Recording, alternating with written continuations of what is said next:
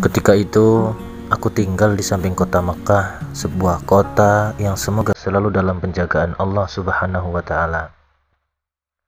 Suatu hari, aku sangat lapar. Sementara aku tidak mendapatkan makanan yang dapat mengganjal rasa laparku. Tanpa aku duga, aku menemukan sebuah bungkusan berbalut kain sutra, diikat kaos kaki.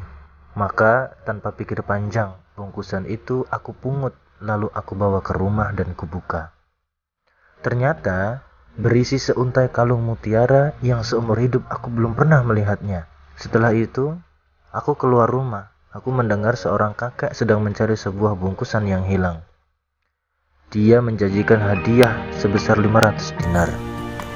Kakek itu berkata, barang siapa menemukan bungkusan berisi kalung mutiara, maka uang 500 dinar ini akan aku berikan sebagai imbalan kepada penemunya.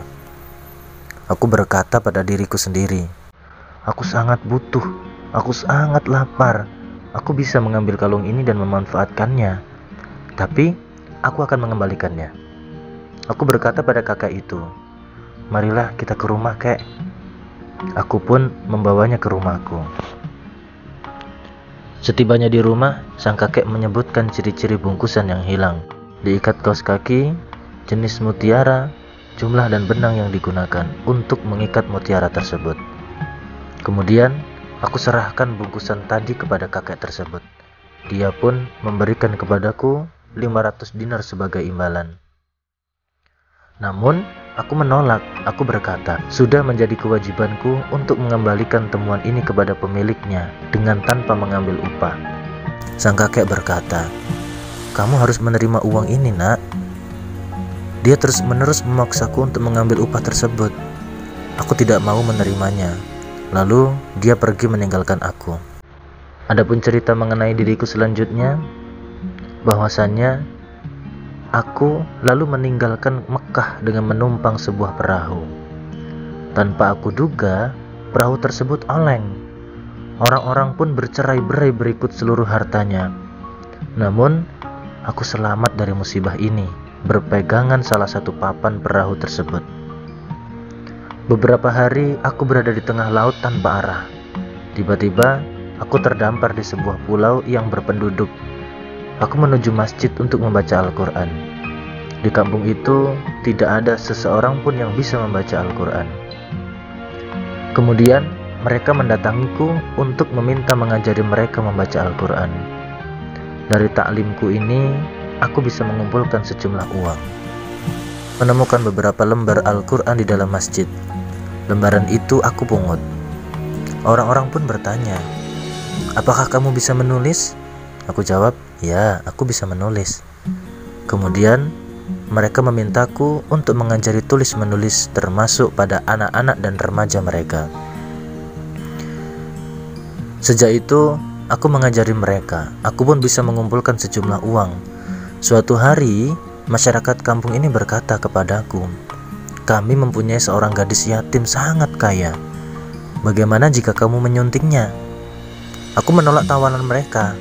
Mereka tetap memaksaku untuk menikahi gadis tersebut. Ya, akhirnya aku terima tawaran mereka. Setelah diadakan walimah dan istriku ada di hadapanku, aku mendapati kalung yang dulu pernah kulihat melingkar di lehernya. Mataku tak berkedip melihat kalung tersebut. Orang-orang yang melihatku mengajukan protes. Wahai Ustadz, engkau telah menghancurkan hati gadis yatim ini, sebab engkau hanya menatap kalungnya, bukan wajahnya. Lalu, aku ceritakan kisah kalung tersebut. Orang-orang pun meneriakkan tahlil dan takbir hingga terdengar oleh seluruh penduduk pulau tersebut. Aku menanyakan kepada mereka, ada apa? Mereka menjawab, kakek yang mengambil kalung darimu itu adalah ayah gadis ini. Kala itu, kakek tersebut berkata, seumur hidupku, aku tidak pernah bertemu dengan seorang pemuda muslim yang baik seperti dia.